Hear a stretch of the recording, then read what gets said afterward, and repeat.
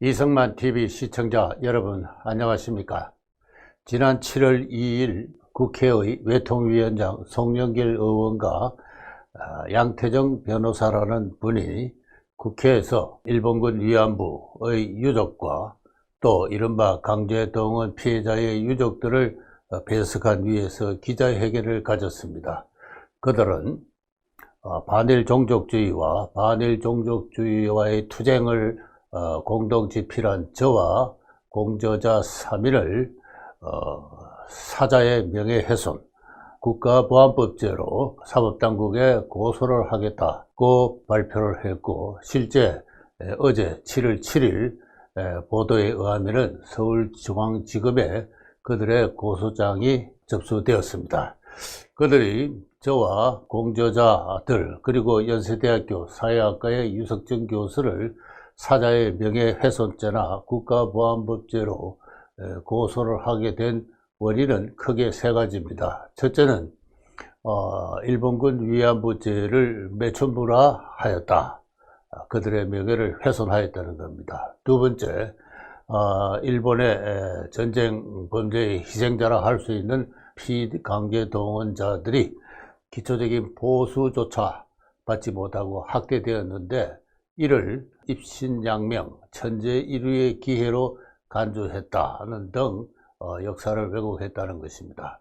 세 번째는 독도는 일본 땅이니까 돌려줘야 한다고 그 부분을 집필한 제가 주장하였다는 것입니다.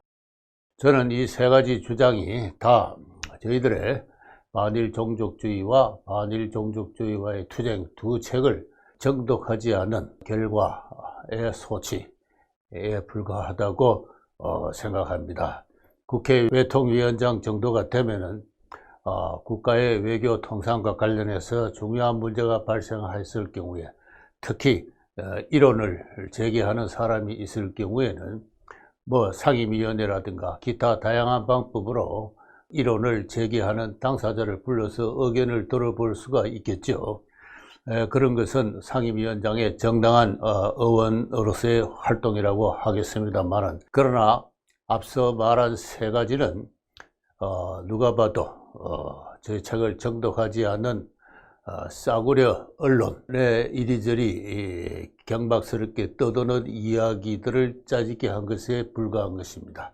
그래서 저희들은 송영길 위원장과 강태정 변호사가 저희 공저자 3인 연구자로서의 명예를 크게 훼손했다고 판단하고 검주중으로 그 두 사람을 명예훼손죄로 고소를 할 계획입니다.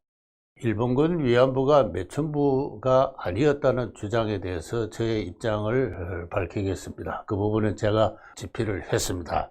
일본군 위안부 문제가 발생한 이래 30년이 지났는데요. 저는 이번 두 책에서 제 나름대로 이 문제를 학술적으로 접근함에 있어서 한 서너 가지 정도의 나름대로 창조적인 성과를 거두었다고 생각을 합니다. 첫째는 일본군 위안부죄는 어느 날 갑자기 마른 하늘에 벼락치듯이 그렇게 생겨난 것은 아니고 전후 관련해서 긴 역사를 갖고 있다. 조선시대에는 기생제라는 것이 있었고, 일제 초기에는 공창제라는 것이 있고, 그 연장선상에서 일본군 위안부죄가 37년에서 45년까지 8년간 시행되었고, 해방 이후에는 한국군 위안부, 미국군 위안부, 그리고 민간 위안부, 이것은 당시 대한민국 정부의 공식 호칭이었습니다. 적어도 60년대 말까지 위안부라는 용어가 공식적으로 호칭되면서 위안부죄는 우리 현대사 안으로까지도 깊숙이 들어와 있다.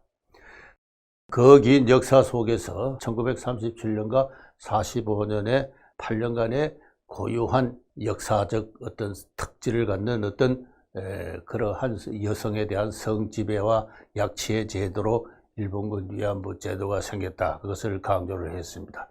두 번째는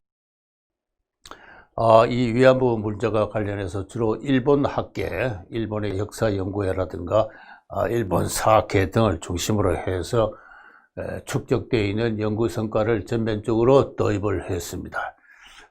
그들은 일본군 위안제 뿐만 아니라 이미 일본에 오래전부터 성립해 있는 그 공창제에 주목을 했고, 이 공창제, 근대 유럽 국가에서부터 출발하는 공창제는 그 출발에서부터 군 위안부제적 성격을 갖고 있었다는 이야기를 했습니다.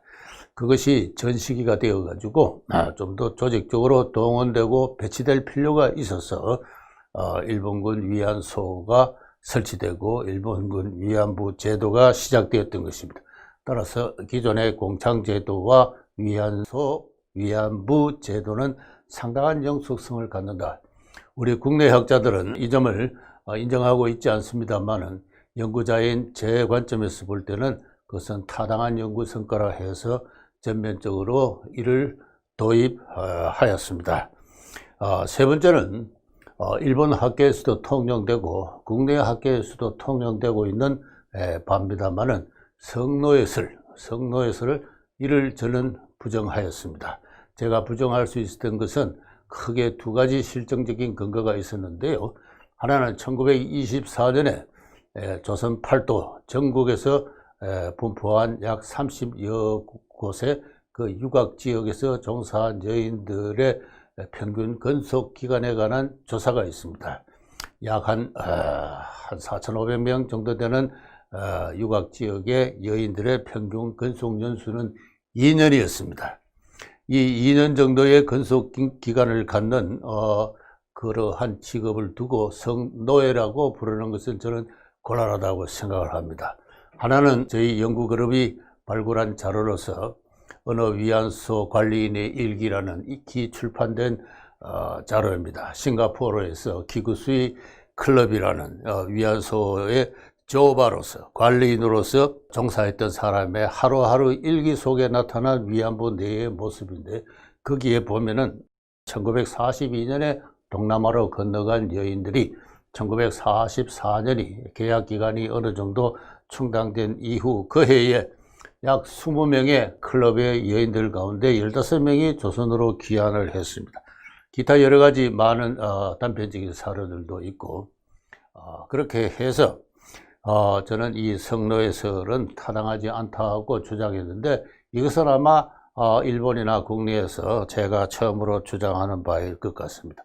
그래서 저는 요약해서 위안부 제도라는 것은 국가 권력, 군대를 포함한 국가 권력, 남성 가부장 권력, 그리고 빈곤 등이 종합적으로 작용해서 비천한 약소계층의 여인에 대한 성지배와 약취의 긴 역사에서 1937년과 45년 사이에 나타난 특별한 그 시대 고유의 현상이다, 이렇게 정의를 했던 것입니다.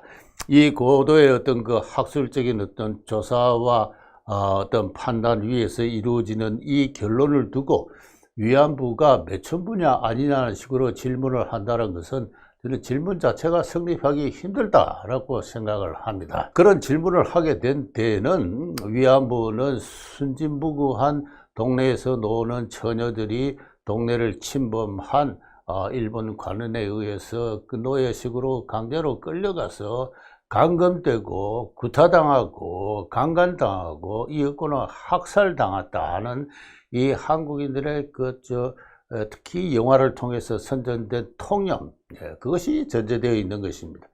그럴진데 그렇게 오로지 학대되고 살해되고 강간되고 했던 조선의 순진무구한 처녀들을 두고 제가 조금 전에 그런 식으로 설명한 것은 매춘부가 아니냐라는 이 반론을 아주 대중적으로 저급한 형식의 반론인 것입니다. 비판과 선동, 일종의 선동이라고 할 수 있죠. 저는 그것을 예의의식해서 책에 어디서도 이 매춘부란 말을 쓰지를 않았습니다. 꼭 필요할 때는 성노동의 종사자들인가 요사이 페미니스트들이 쓰기를 권유하고 있는 그런 용어로서 그 문제를 접근해 갔던 것이죠. 이런 저를 두고 학술적인 어떤 탐색의 결과로 이루어진 저의 이 두 책에 걸친 어떤 저의 연구를 두고 일본군 위안부는 매춘부라 했다, 그들의 인격을 모욕했다, 이런 식으로 단죄하는 것은 그야말로 인민재판식의 어떤 그러한 문명사회에서는 있을 수 없는 학문과 사상의 자유가 헌법으로 보장되고 있는 민주주의 사회에서는 있을 수 없는 어떤 폭거라고 저는 그렇게 생각합니다. 이 두 번째는 이른바 강제동원, 노무동원을 당한 사람들이 천재일류의 입신양명의 기회로 생각했다. 입신양명이란 말은 책이 어디에서도 나오지 않습니다. 천재일류라는 기후는 학도병 지원과 관련해서 그들의 심리 상태를 표현하는 어떤 객관적 기술 속에 그런 말이 나와 있을 뿐입니다. 노무동원과는 전혀 무관하다. 바로 이 부분에서 이 송영길과 양태정 두 사람은 책을 읽지 않았다는 사실을 스스로 증명을 하고 있습니다. 부박하게 떠도는 어떤 싸구려 언론에서 떠도는 이야기를 캡처해서 그렇게 저 소송의 근거로 삼다니 이런 일이 있을 수가 있습니까? 그리고 그들의 이른바 강제동원, 밤에 자다가 끌려갔다. 끌려가서는 임금도 제대로 보지 못했다. 배가 고파서 식사량이 작아서 또 아사 상태에서 피골이 상접한 채 목숨만 건져서 돌아왔다. 이러한 이야기도 그것이 얼마나 사실이 아닌가를 저희들은 이번 책에서 자세하게 밝혔습니다. 책을 읽은 사람은 누구나 공감할 수 있고 그에 관해서는 반론이 나와 있지 않습니다. 다만 모집 과정에 있어서 특히 관알성 과정에 있어서 그것이 강제 동원이냐 아니냐 하는 그런 것이 관련 연구자들에 의해서 반론이 제기되어 있을 뿐인데 저희들은 경찰이 개입하는 관알선 정도 상태가 되면은 상당히 분위기는 강압적인 당시의 경찰 순사라 하면은 우는 아이도 거친다고 그랬지 않습니까? 순사가 온다 하면 그만큼 어떤 그 순사 경찰의 권위주의적인 어떤 사회 통제가 이루어지고 있는 시점에서 경찰의 개입이 강압적인 어떤 분위기를 형성했다고는 하지만은 최종적인 결정은 어디까지나 일본으로 가는 당사자, 모집과 관알선에 관한 당사자의 결단에 의한 것이고 그들과 일본 회사 간의 사적인 노무 계약 관계로 하는 것이고 그렇게 가는 사람들이 부산에 가서 현해탄을 건너서 일본을 가는 행렬을 보더라도 한 20여 명이 가는데 회사에서 파견된 두세 사람이 그것을 인솔해 갈 뿐입니다. 다소 간의 사회적인 어떤 분위기가 강압적인 게 있었다가 하더라도 그런 정도를 우리가 사전적인 의미의 강제동원이라고 이야기할 수는 없을 것이며 그리고 일본에 도착해서 노무 현장에서 그들이 노무를 할 때 제대로 대우를 받지 못했다는 것은 이미 밝혀진 실정적인 자료, 개별 기업의 어떤 임금 지급부로 기록이라든가 그리고 전쟁이 끝난 이후에 조선인에게 지불되지 못한 미불금을 각 기업이 금융기관에 공탁한 자료 등을 보면은 그들은 정상적으로 임금을 지급받고 있었다는 것을 알 수가 있습니다.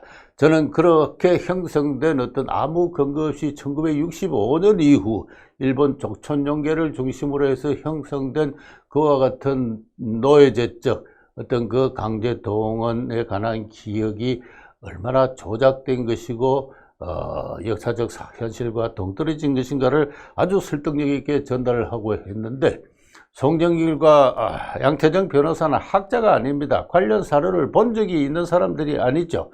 그들은 막연하게 그들이 답습하고 있는 오랜 기억을 통해서 인민재판 형태로 저희들을 공격하고 있을 뿐입니다. 세 번째는 독도 문제입니다. 저는 독도가 굉장히 민감한 문제인 줄을 잘 알고 있습니다.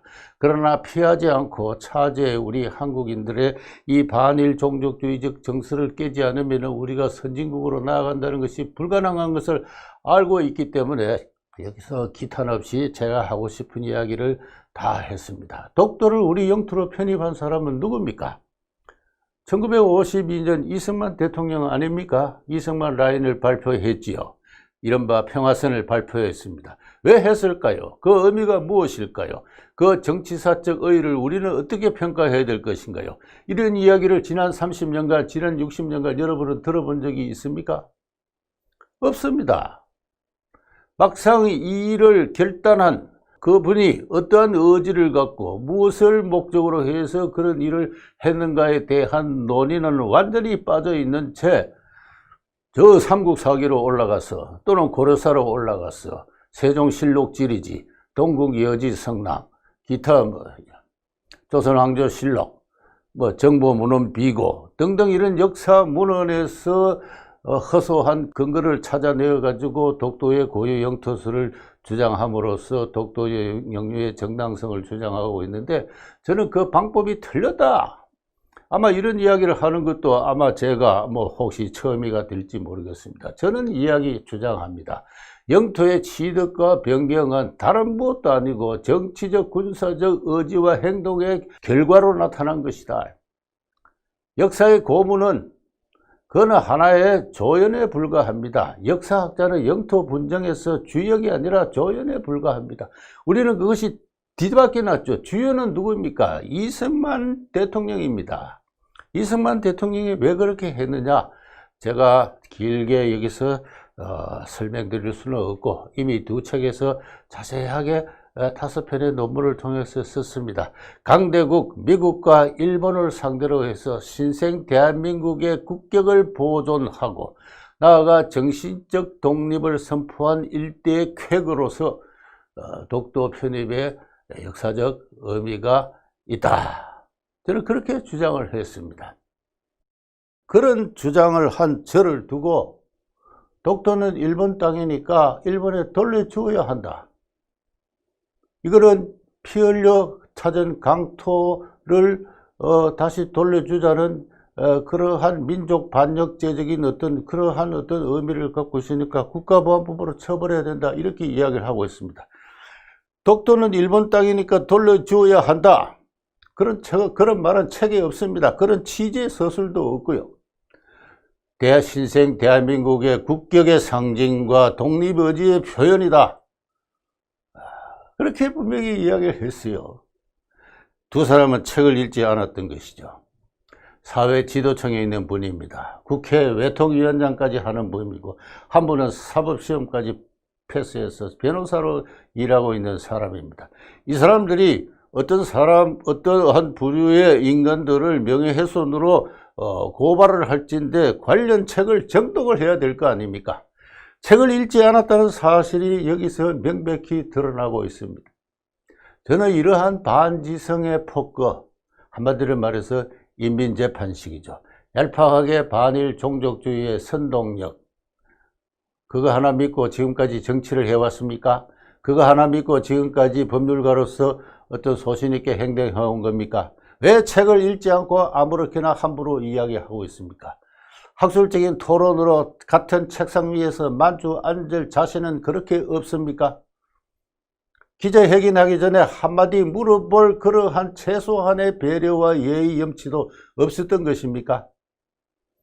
저는 우리 한국의 지도청이 보이고 있는 이와 같은 폭거는 우리 자유민주주의 사회에서는 용납될 수 없다고 생각합니다. 그래서 그 이름이 거론된 4명의 저와 주익종, 이우연, 이 공저자 3사람과 연세대학교 사회학과 유석천 교수 4명은 이 금주 빠른 시일 내로 가능하면 금주 중으로 서울중앙지검에 이 2사람을 명예훼손의 혐의로 고소를 할 생각입니다. 이후 어제 그 2사람이 저희들에게 제기한 소장은 고소건에 대해서는 저희들이 그 고소건의 소장을 받아본 뒤에 소송을 원고가 누군지 자세하게 살피고 그 안에 논리를 다시 한번 점검한 다음에 거기에 대한 대책은 추후로 세우도록 하겠습니다. 시청자 여러분, 많은 관심을 가져주십시오. 한국의 학문과 사상의 자유가 죽어가고 있습니다. 이런 식이라면 앞으로 10년 이내에 여러분은 오늘날 홍콩에서 보는, 중국에서 보는 그와 같은 어떤 사태, 자유가 빼앗겨 나가는 국가의 노예나 농노로 우리 한국인이 전락하는 그와 같은 비참한 운명을 맞이할 것은 거의 확실합니다. 관심을 가져주시고 성원해 주시길 부탁드리겠습니다. 이상 감사합니다.